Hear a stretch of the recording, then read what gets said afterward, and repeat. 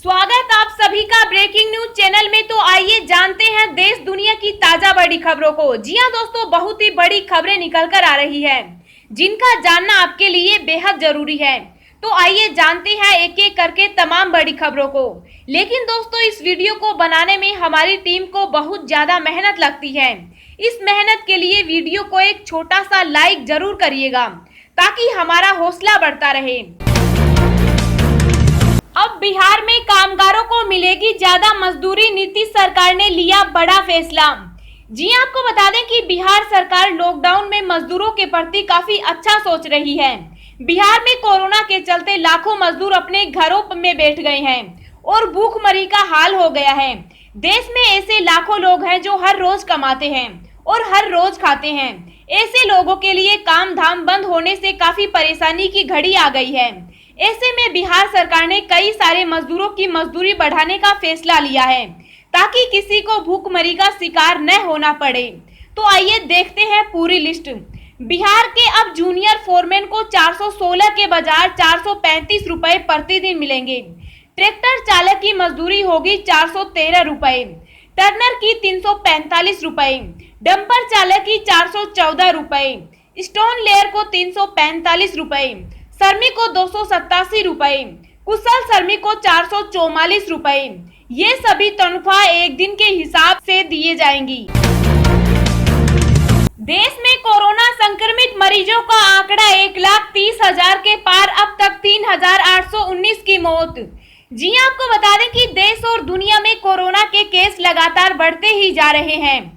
ताजा आंकड़ों के मुताबिक देश में अब तक 1,30,274 संक्रमण के मामले सामने आ चुके हैं और एक्टिव केस 73,812 हैं, जिसमें से अभी तक 3,819 लोग अपनी जान गंवा चुके।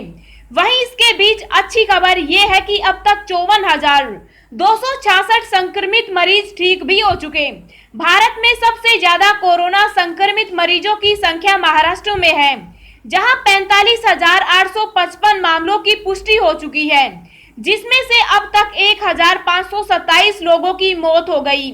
दूसरे नंबर पर तमिलनाडु है, जहां 14,813 संक्रमित है और अब तक 101 लोगों की मौत हो गई। तो वहीं गुजरात संक्रमण के मामले में तीसरे नंबर पर है, जहां 13,315 मामले सामने आए हैं और 805 लोगों को अपनी जान गंवानी पड़ी। दुनिया भर में कोरोना वायरस की वजह से कुल 3,44,221 लोगों की जान जा चुकी है, जबकि वायरस से संक्रमित लोगों की संख्या 52,82,537 हो गई है। इनमें एक्टिव केस 28,44,216 हैं और खुशी की बात यह है कि अब तक 21,13,148 लोग ठीक हो चुके हैं। अमेरिका में वायरस की वजह से अब तक 16,54,000 लोग संक्रमित हो चुके, जबकि 97,629 लोगों की मौत हो गई। फ्रांस में भी कोरोना वायरस की वजह से मरने वालों की संख्या 28,399 को पार कर गई। फ्रांस में 1,47,123 से ज्यादा लोग संक्रमित हैं। इटली में कोरोना वायरस की वजह से 33,350 लोगों की मौत हो गई। इटली में 2,34,000 से ज्यादा लोग संक्रमित हैं। स्पेन में 29,722 लोगों की अब तक जान जा चुकी है। बता दें कि स्पेन में कोरोना वायरस की वजह से संक्रमित लोगों की संख्या 2,85,000 के पार पहुंच गई है। स्पेशल ट्रेनों के लिए रेलवे ने बदला नियम, अब इतने दिन पहले करा सकेंगे टिकटों की बुकिंग। जी आपको बता दें कि कोरोना वायरस संक्रमण को रोकने के लिए देश भर में लागू लॉकडाउन के बीच भारतीय रेलवे 15 जोड़ी स्पेशल ट्रेनें चला रही है। अब रेलवे ने इन स्पेशल ट्रेनों की टिकट बुकिंग में बड़ा बदलाव किया है और इसके लिए 30 दिन पहले टिकट बुक किए जा सकते हैं। पहले जारी दिशा निर्देश के मुताबिक राजधानी विशेष ट्रेनों की एडवांस बुकिंग 7 दिन पहले ही हो सकती थी। यात्रियों की सुविधा के लिए अब इन 15 जोड़ी विशेष ट्रेनों के कुछ नियमों और शर्तों को संशोधित करने का निर्णय लिया गया है। रेल मंत्रालय के कार्यकारी निदेशक राजेश दत्त वाजपेयी के मुताबिक अभी इन स्पेशल ट्रेनों में तत्काल बुकिंग की अनुमति नहीं होगी। आगे के दिशा निर्देश के मुताबिक इन ट्रेनों में आरएसी या वेटिंग लिस्ट टिकट जारी किए जाएंगे। इसके अलावा रेलवे ने बताया कि अब टिकटों की बुकिंग और रद्द करने की सुविधा डाकघरों और यात्री टिकट सुविधा केंद्रों समेत कंप्यूटरीकृत पीआरएस काउंटरों को दे दी है। इसके साथ साथ ऑनलाइन भी टिकट बुक की जा सकती है। रेलवे ने बताया कि टिकटों की बुकिंग में बदलाव 31 मई से शुरू होने जा रहे हैं। विशेष ट्रेनों के लिए भी लागू है।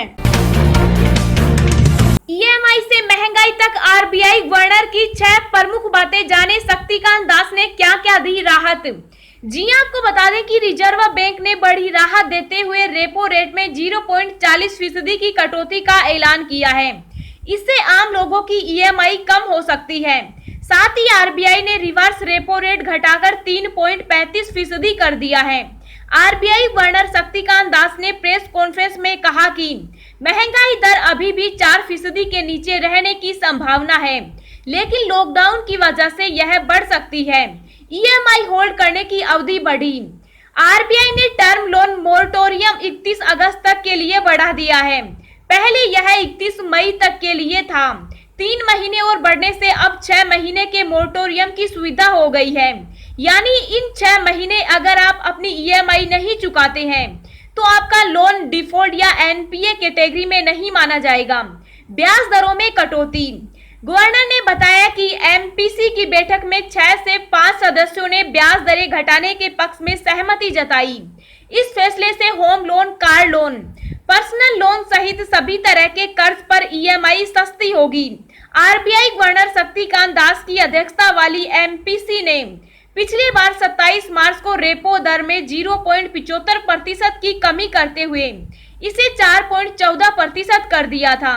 GDP growth rate negative.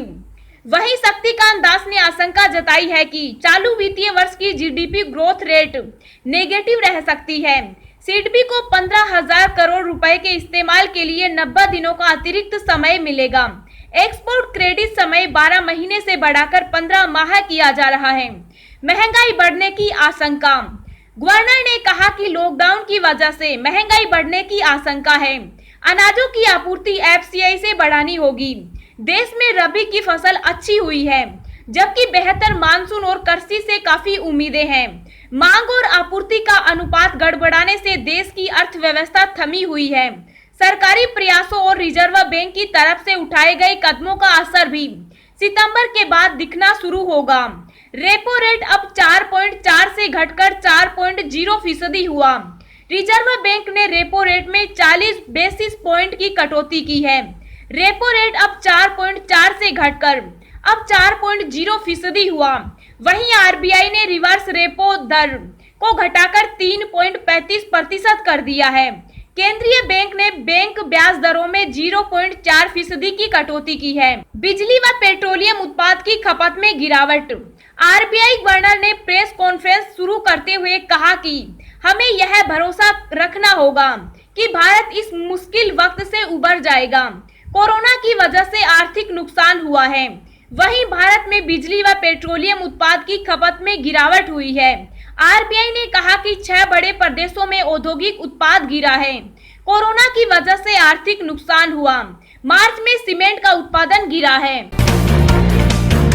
Corona संकट काल में बांग्लादेश की मदद के लिए आगे आया चीन, रखा ये प्रस्ताव। जी आपको बता दें कि कोरोना संकट काल में चीन के राष्ट्रपति शी जिनपिंग ने बांग्लादेश की मदद के लिए हाथ आगे बढ़ाया है। शी जिनपिंग ने बांग्लादेश की प्रधानमंत्री शेख हसीना से फोन में बातचीत की और वैश्विक महामारी कोरोना वायरस के मद्देनजर बांग्लादेश में चीन से एक्सपर्ट टीम भेजने का प्रस्ताव रखा। हसीना के प्रेस सचिव इहसानुल करीम के मुताबिक चीनी राष्ट्रपति ने करीब शाम 5 बजे के आसपास बांग्लादेश की प्रधानमंत्री को फोन किया और वह बांग्लादेश में कोरोना वायरस की स्थिति के बारे में भी जानना चाहते थे। जिनपिंग ने बांग्लादेशी पीएम से कहा, अगर आप चाहते हैं तो कोरोना वायरस को रोकने के लिए हम एक एक्सपर्ट टीम बांग्लादेश भेजने के लिए तैयार हैं। शी जिनपिंग ने कहा कि चीन बांग्लादेश के साथ रणनीतिक साझेदारी को और मजबूत करने के लिए प्रयासरत रहेगा। प्रेस सचिव ने कहा कि प्रधानमंत्री ने कोरोना वायरस स्थिति के लिए बांग्लादेश के प्रति सहानुभूति व्यक्त करने के लिए चीनी राष्ट्रपति को धन्यवाद दिया। WHO एग्जीक्यूटिव बोर्ड के चेयरमैन बने डॉक्टर हर्षवर्धन कोरोना महामारी के दौर में निभाएंगे अहम भूमिका। जी आपको बता दें कि कोरोना वायरस से जंग के बीच शुक्रवार को केंद्रीय स्वास्थ्य मंत्री डॉक्टर हर्षवर्धन ने विश्व स्वास्थ्य संगठन के एग्जीक्यूटिव बोर्ड के चेयरमैन का पदभार संभाल लिया। उन्होंने दिल्ली स्थित WHO के कार्यालय में सारी औपचारिकताएं पूरी की। इससे पहले इस पद की जिम्मेदारी जापान के डॉक्टर हिरोकी नाकातानी के पास थी, जो 34 सदस्यीय बोर्ड के चेयरमैन थे। पूरी दुनिया कोरोना वायरस से लड़ रही है, ऐसे में डॉक्टर हर्षवर्धन कोरोना से इस लड़ाई में अहम भूमिका निभाएंगे। पदभार संभालने के बाद डॉक्टर हर्षवर्धन ने कहा कि मुझे पता है कि वैश्विक संकट के समय मैं इस कार्यालय में प्रवेश कर रहा हूं। अगले 2 दशकों में कई स्वास्थ्य चुनौतियां होंगी। इन चुनौतियों से हम सब मिलकर लड़ेंगे।